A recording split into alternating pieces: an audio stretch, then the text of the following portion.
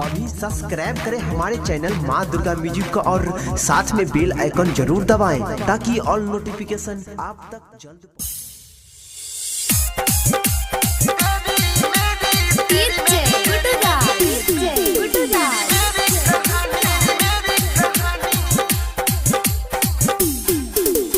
चोरी चोरी दिल मेरा चुरा के ले गई। जब से तुम्हें देखा दिल की प्यास बुझ गई।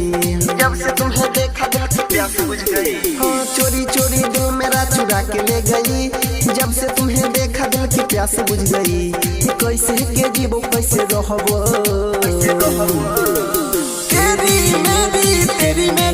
तेरी मेरी कहानी। तेरी मेरी कहानी।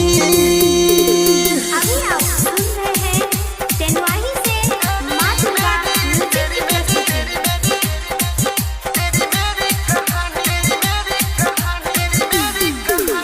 डीजे गुड्डूदा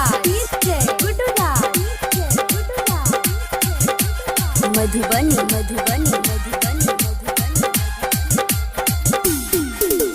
तेरे ही यादों में मैं खोया खोया रहता हूँ। मैं खोया खोया रहता हूँ। तेरे ही यादों में मैं खोया खोया रहता हूँ। मैं खोया खोया रहता हूँ। मैं खोया खोया रहता हूँ। तेरे ही यादों में मैं खोया खोया रहता हूँ। मैं खोया खोया रहता हूँ। तेरे ही यादों में मैं खोया खोया रहता हूँ।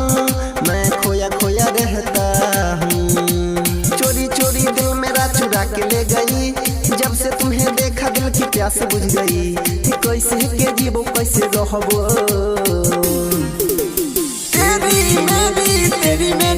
तेरी मेरी कहानी।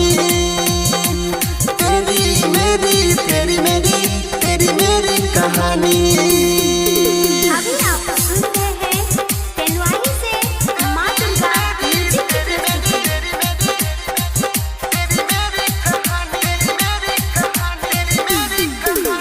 डीजे गुड्डूदा मधुबनी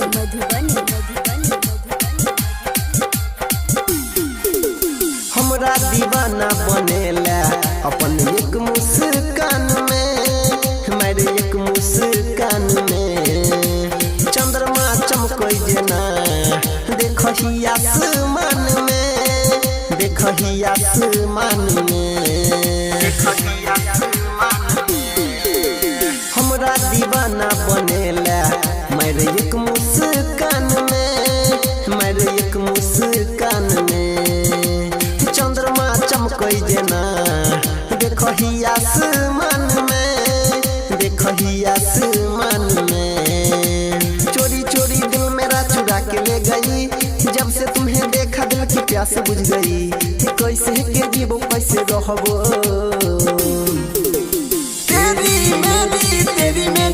तेरी मेरी कहानी।